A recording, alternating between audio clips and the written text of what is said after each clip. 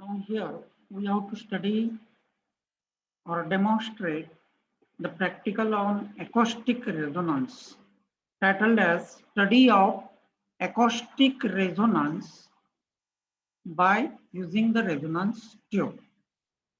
In this experiment, we have to determine the velocity of sound in air. The principle is simple, that is resonance. Now what is resonance? That we have seen earlier in earlier classes. Resonance is the special case of forced oscillations. The phenomena of production of maximum amplitude is called as the resonance. Now when the frequency of external periodic force, that is the driving frequency, is equal to the natural frequency, we can have the resonance. When both the frequencies are matches, we get the resonance. Now in this experiment, we have to match the frequency of air column in a pipe with that of the frequency of the tuning fork. And when this happens, we can hear the loud sound. Now the operators required for these experiments are a set of tuning forks, resonance tube, vernier calipers, micrometer screw gauge, etc. Here. Now we can study about the experimental setup here. Now here it consists of the glass jar that we can see here. This glass jar rests on the frame, and here another resonance tube that we can show here. This is the pipe open at both ends. That is used for the resonance tube here.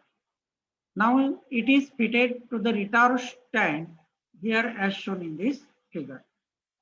Now we can adjust the length of the air column. Air column is formed above the surface of the water. That is, this glass jar is filled with the water. Here we can show that the glass jar is filled with the water. And above the water surface, this pipe contains the air. Here it contains the air. And that's why this air column can be set into vibration. Now the tuning fork of different frequencies. Let us consider initially suppose of 512 Hz frequency. It is set into oscillation and held near the open end of the pipe. Now the waves are transferred to the air column here, and that's why this air column is set into vibrations. Now we can adjust the length of this air column by moving the pipe up and down till we get the loud sound.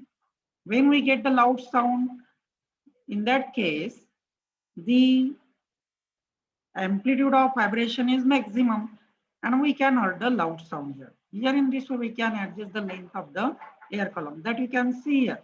The length of the air column can be changed here. And we can adjust it. Now in this way, we can take the readings for 512 hours, for 480, 315, etc. And I have obtained the resonating length for each frequency. And then we can have the observation table like this. Serial number, frequency, resonating length, mean L, NL. N is frequency, that is suppose 512, and mean L, that is 16, and we can calculate N into L. Similarly, for other forks also we can do it. And finally, we can have the mean NL, and suppose it is to be 8086. This is the theoretical data. Not we have performed the practical due to the current situation.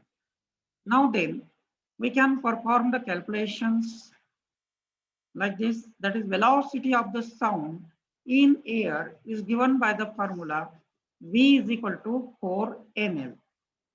V is equal to 4NL. Then we can put the value of NL here.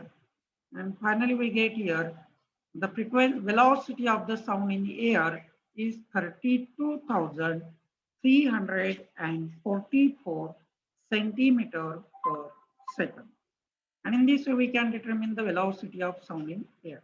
Now, in this experiment, we have considered the resonating length of the resonating length of the air column that we can show here.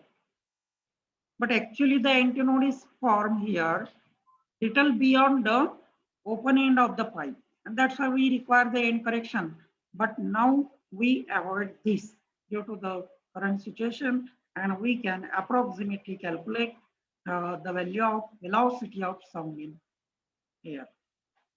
Now resonance have the various applications in our everyday life that we have seen here. Thank you.